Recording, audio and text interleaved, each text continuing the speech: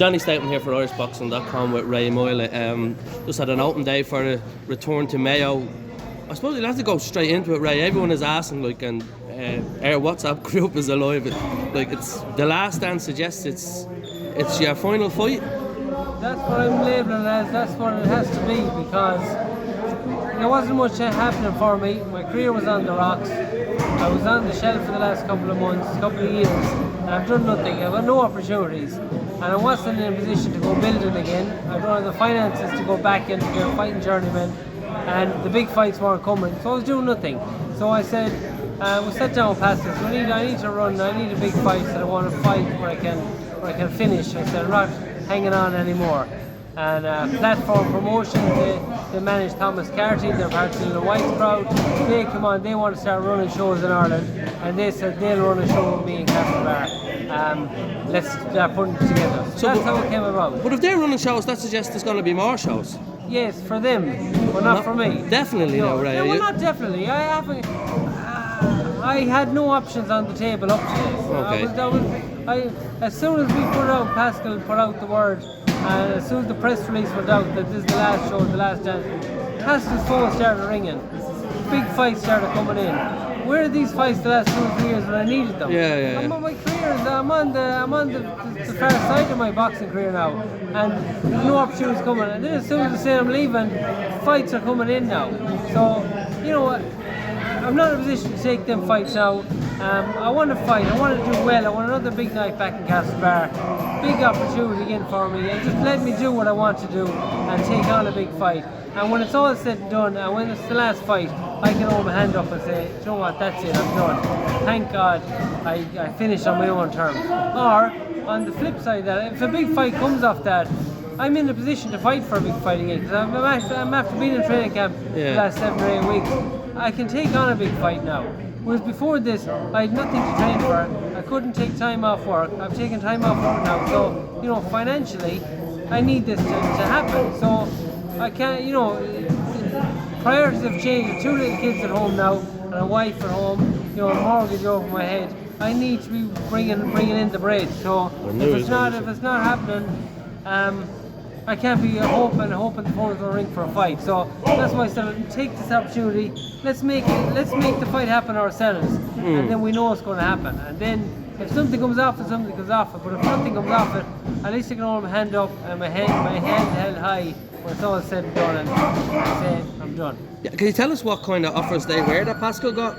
I can't really. Okay. I got offers. I got offered to fight Adam Azim at very short notice for big money a couple of months ago. Yeah. And I wasn't in training and I couldn't take it. The notice was too short, less than 5 weeks. But the money was big. And would you take it now? I'd take it if I got 5 weeks notice today, absolutely. Yeah. Because I'm training, I'm ready to go. But I wouldn't take that fight because I was ultimately selling out. I knew I wouldn't be ready. And he couldn't be ready. He's too good of a fighter to be ready. Even at 10 weeks training, could I beat him? I don't know. But at least in my own head, I could commit to it and put in the best training camp I put in. At least going into the ring, I'd be confident that the work I've put in. Whereas if I took it at less than 5 weeks' notice after coming off a big Christmas or whatever, I'd be selling out, and that's not what I'm about. I'm about real honest boxing. Any fights I've taken them as real as I could have made them. Even for Castlebar, we're looking for big fights. I wanted Dylan Moore and Declan Gurley, Sin and Kelly. I wanted all these fights, and none of them had fights. So the next man in line with Jake Tinkland, but I wanted a bigger fight than him, you know. Yeah, and do you know why they didn't fight? They just said the timing wasn't right. Some of them just said no. We approached Sin Kelly before his fight with Jake Tinkland. And they said leave it with us. And then as soon as he won, said no, sorry, we've other plans now. You know, they've other plans now, but they're fights that I want. Are they fights you'll chase them? Would you still? I'm not going to chase them now after. Right. I don't care for them now. I wanted just to bring a big fight back to that. Of course I want to win, of course I want to finish that way, but I don't want to win fighting in the journeyman and then falling over after round or 2. And that's going to be define my boxing career. Yeah. No way. So that's why I was calling out these big guys. Pascal was in touch with them all and they all said no. So I said, like, what's the point of even chasing these fights anymore? So Tinkling is still a good fight, though. He's a good fight, Yeah. and that's we've got other fights. They lined up other fights, and I said no to them straight away. Yeah. Because they were no good to me. I'd fight them abroad, no bother, but I'm not going to fight them in Castlebar. Yeah. Same as with the last fight, Oris Queta. I refused 3 or 4 votes for him. He bet me in the end, but it was a great fight. Yeah. I wasn't going to beat a guy in 2 rounds and then say I'm the champion. That's not how I roll, and that's not what my career is about. I'm far better than that. So professional boxing has a bad name because of people's frauding other people and fighting people that don't deserve fights, and winning and pretending that these champions, but they're not. And I've never done that. I never want to do that. I'm not going to sell out. I'm not going to end my career on that note. And as if this is the end, are you happy enough with what you've done? Well, no, not really. I'm happy enough with my boxing career as a whole. Yeah. But I missed big opportunities. The last 2 title fights that I should have won. Not should have won, but I wish I won. Yeah. You know, and the last 3 years of my career with visa issues, with management issues, with COVID, in the middle of my career, last 3 years. Yeah. So, you know, of course I'm disappointed, but you know, I'm happy as well that I'm a successful career when you look back at it. But you know, I left a lot behind me, and you know, I wish I'd done more, and I wish I could do more. But just financially, I'm not able to back myself. My priorities have changed at home. Yeah. Can't be in Dublin all the time anymore. I'm working at home and I have kids at home, so everything has changed. So in order to get me back up to Dublin and get back up training, there has to be a big fight, and then I can commit to it. Okay. Well, and just the Castlebar element, then, like, how big is it for you? And like what amazed us the last time, I know you lost against Uzbekistan, but you were kind of half happy with how things went that time, where you were. How could I be disappointed? Yeah. A sellout crowd of 2,000 people. It was live on TG4. All my Fight of friends, the year. all my family, everyone was there. I got fight of the year, round of the year. Yeah.